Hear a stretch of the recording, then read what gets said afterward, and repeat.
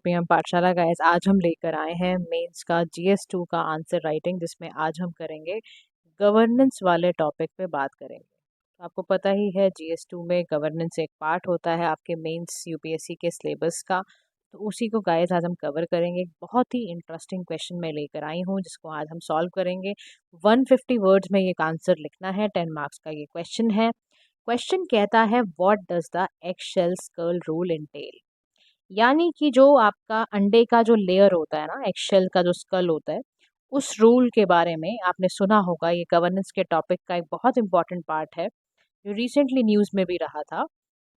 फिर ये कह रहा है एक तो उसके रूल के बारे में आपको बताना है कि वो क्या क्या उस रूल में इंटेल है। फिर क्वेश्चन पूछ रहा है, what has the supreme court stated regarding this rule. Supreme court का इस रूल के रिगार्डिंग क्या रोल है, क्या सुप्रीम कोर्ट ने कहा है। तो दो इस क्वेश्चन के पार्ट हैं जो आपको सॉल्व करने हैं। जब इस क्वेश्चन को शुरू करोगे तो सबसे पहले introduce the answer by mentioning कि एक्सकल रूल है क्या।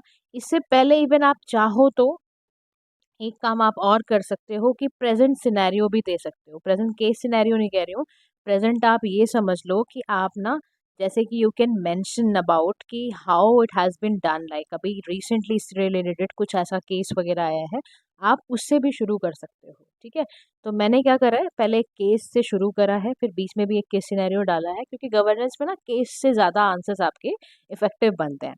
फिर एक सुप्रीम कोर्ट का स्टेटमेंट जो आया कंसिडरेबली, जो उसको मैंने कंक्लूड करते हुए बाद में उसको लिख दिया है। अब इस आंसर में आप लिखोगे क्या, सबसे पहले आप बताओगे कि एक्शेल स्कल जो लीगल प्रिंसिपल है वो इनकरेक्टली स्टेट और सेंट्रल कंज्यूमर कोर्ट ने अप्लाई करा है। एक्चुअली यहीं से एक्शेल स्कल लीगल प्रिंसिपल बहुत न्यूज़ में रहा। तो supreme court restore the compensation of ₹5 lakh. District consumer forum को in the medical negligence case के चक्कर में कंपनसेशन रिस्टोर करना पड़ा 5 लाख का, डिस्ट्रिक्ट कंज्यूमर फोरम को देना पड़ा। अब ये ऐसा है क्या, एक्शेल जो स्कल रूल है ये आया कहाँ से।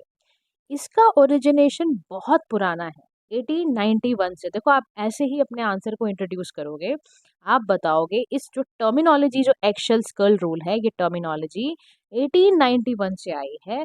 वॉसबर्ग versus Putney case in Wisconsin US से ये केस निकल कर आया है। ये बेसिकली क्या है, एक कॉमन प्रिंसिपल लॉ प्रिंसिपल है। कैसा है ये एक बेसिकली कॉमन लॉ प्रिंसिपल है जो कि सिविल लिटिगेशन में अप्लाई होता है। अब देखो, जो बच्चे लॉ पढ़ चुके हैं उनको तो सिविल लिटिगेशन डेफिनेटली पता होगा, लेकिन यहाँ पे जो भी और बच्चे हैं उनको शायद इस टर्म के बारे में ना पता हो सकता है उनकी तैयारी नई नई शुरू हुई हो। तो गाइस, सिविल जो लिटिगेशन होता है, इसमें बेसिकली क्या है कि कोई भी जो लीगल डिस्प्यूट दो या दो से ज़्यादा पार्टीज का होता है, और उसमें कोई भी मॉनेटरी डैमेज हुआ हो, कैसा डैमेज हुआ हो, कोई मॉनेटरी पैसों का डैमेज हुआ हो, कोई स्पेसिफिक परफॉर्मेंस का डैमेज हुआ हो, और उसमें कुछ ऐसा क्रिमिनल एक्विजिशन का कुछ सही ना हो, तो उसमें ये केस लिखाई देता है सिविल लिटिगेशन का। समझ में आया। तो जहाँ पर भी ऐसा कोई केस होगा जहाँ दो या दो से ज़्यादा पार्टीज कोई ऐसे मॉनेटरी लीगल डिस्प्यूट में फंसी हुई हैं, तो वहाँ पर सिविल लिटिगेशन लगाया जाता है। तो एक्शेल स्कल रूल भी क्या है, एक कॉमन लॉ प्रिंसिपल है जो कि सिविल लिटिगेशन में अप्लाई किया जाता है। अब कैसे अप्लाई किया जाता है ये समझने की ज़रूरत है। देखो, कहा जाता है कि जितने भी विक्टिम्स हैं ना, मान लो उनका कोई भी लॉस हुआ है तो उसको फुल्ली कंपनसेट करना चाहिए। अगर मान लो ऐसी भी कोई कंडीशन आ गई है जहां पर victim are more susceptible to injury, क्योंकि उसकी कंडीशन ही ऐसी थी। मान लो, एक सपोज करो, एग्जाम्पल लो इस कंडीशन में कि एक व्यक्ति है, ठीक है, एक व्यक्ति को ऑलरेडी पैर में चोट लगी हुई थी, अचानक से उसी का एक्सीडेंट उसी सेम पैर पे लगा है। तो समझ रहे हो, तो जो डैमेज बेसिकली उस कार एक्सीडेंट में जो कार ड्राइवर ने किया, उसको तो फुल्ली उसको पे करना ही पड़ेगा ना। आप समझ रहे हो, वो ये नहीं कह सकता कि ये तो ऑलरेडी इसको चोट लगी हुई थी, थोड़ा सा मैंने हल्का सा ही लगा, इसको गाड़ी चढ़ाई और उसको तो इतना ज्यादा लग गई। वो ये नहीं कह सकता, he has to compensate fully. तो दिस रूल इंश्योर दैट जो डिफेंडेंट पर्सन है, जिसको स्यू किया गया है, वो अपनी लाइबिलिटी से नहीं बच सकता। वो अपने नेग्लिजेंस को नहीं छुपा सकता उसकी प्री एग्जिस्टिंग कंडीशन कह के, क्योंकि नेग्लिजेंस था, आपने ड्राइवर होते हुए आपने गाड़ी चढ़ाई है एक बंदे पर। तो एक्शेल डॉक्ट्रिन का मतलब है is named after a hypothetical situation से लिया गया, जहां पर मान लो किसी की जो खोपड़ी है वो बहुत फ्रेजाइल है, एक्शेल से जितनी फ्रेजाइल है, तो ऐसे बंदे को अगर हेड इंजरी होगी तो सोचो उसको तो बहुत छोटा सा भी चोट, अगर पत्थर भी लगेगा तो उसको हेड इंजरी होने की बहुत ज्यादा संभावनाएं है देन उस बंदे से जिसका स्कल अच्छा खासा हैवी होता है, फ्रेजाइल नहीं होता। समझ रहे हो आप? तो अगर विक्टिम का स्कल फ्रैक्चर मोर इजली है ना than average person, defendant is fully liable for all resulting damages. उसके विक्टिम की अनयूजुअल वल्नरेबिलिटी के बावजूद भी उसका कुछ नहीं सुना जाएगा, उसको फुल्ली कंपनसेट करना ही पड़ेगा। अब despite its name, eggshell skull rule apply to all types of injury, चाहे वो फिजिकल इंजरी हो, इमोशनल हो, साइकोलॉजिकल हार्म हो, इन सभी पे लगता है। देखो, चाहे आप इमोशनली कोई बंदा बहुत ज़्यादा कमज़ोर किस्म का है, आप उसको ऐसी बैड न्यूज़, गलत न्यूज़ देते हो जिससे उसको हार्ट अटैक आ गया, तो भी आप समझ लो एक्शुअल स्कल रूल वहाँ अप्लाई हो जाएगा। तो एक्शुअल स्कल रूल सभी तरह की इंजरीज पे अप्लाई होता है, चाहे वो फिजिकल हो, इमोशनल हो, साइकोलॉजिकल हार्म हो, ये सारा आपको आंसर में लिखना है। And this rule is applied for claiming an enhanced compensation for a damage. तो जो भी उसका हुआ है डैमेज आपको देना पड़ेगा। Eggshell skull rules has consequently refer to as thin skull rule, भी हम इसको कभी कभी कह देते हैं, क्या बोल देते हैं? थिन स्कल रूल भी हम इसको बोल देते हैं बहुत सारे केसेस में। अब जो प्रेजेंट केस सिनेरियो आया है वो क्या कहता है?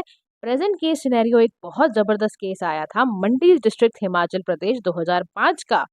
मैं आपको बता दूं इस केस में क्या हुआ था, जिसमें डिस्ट्रिक्ट कंज्यूमर कोर्ट को 5 लाख रुपए पेशेंट को देना पड़ा था मेडिकल नेग्लिजेंस की वजह से। हुआ ये था कि 2.5 सेंटीमीटर का निडल बंदे के एब्डोमेन, जो पेशेंट था उसके एब्डोमेन में चला गया। बताओ, अपेंडिक्स का बेचारा रिमूव कराने गया था हॉस्पिटल में, और उसके मेडिकल नेग्लिजेंस की वजह से वो एक निडल उसकी एब्डोमेन में रह गई। इतना बड़ा सोचो उसके साथ कांड हुआ। 5 लाख रुपए देने पड़ गए थे हॉस्पिटल वालों को। डिस्ट्रिक्ट कंज्यूमर फोरम ने अवार्ड किया कि भैया पेशेंट को 5 लाख रुपए दो, तुम्हारा मेडिकल नेग्लिजेंस है। हॉस्पिटल वालों के ऊपर चपेट लगी 5 लाख रुपए की। तो this is how you have to write the thing. अब सुप्रीम कोर्ट का इसमें क्या है तो आप बताओगे, as it restore the district forum decision on compensation, stating 2 reasons for enhancing the compensation. Compensation क्यों इनहांस करना पड़ा? क्योंकि पेशेंट ने more than 5 years pain suffer किया and the case took more than a decade to be decided. सोचो आप, एक decade से भी ज्यादा का समय लग गया इस केस को सॉल्व करने में, इसलिए भी कंपनसेशन देना ही चाहिए। आप समझ रहे हो मेरी बात को? फिर रिजेक्टेड द एक्शुअल रूल, यहाँ पर रिजेक्ट क्यों करा गया कि it would not apply in this case, क्योंकि यहाँ पर कोई कंज्यूमर को, जो आपका पेशेंट आया था उसको प्री एग्जिस्टिंग थोड़ा कोई दिक्कत थी, उसको ऐसी कोई मेडिकल कंडीशन थी नहीं विच गॉट बल्कि नेग्लिजेंस की वजह से हुआ उसको अनयूजुअल डैमेज, तो इस वजह से यहाँ पर ऐसा सीन करा गया। तो देखो, ऐसे केस सिनेरियोज आपको समझाने पड़ेंगे जब आपका इस तरह का क्वेश्चन आए। This is how you need to conclude the answer. ठीक है, तो ये हमारा गाइस आज का क्वेश्चन था जिसमें हमने बात करी एक्शेल स्कल के बारे में। इससे जुड़ी आपको कोई और इन्फॉर्मेशन चाहिए हो कमेंट सेक्शन पर आप मुझे लिख सकते हैं।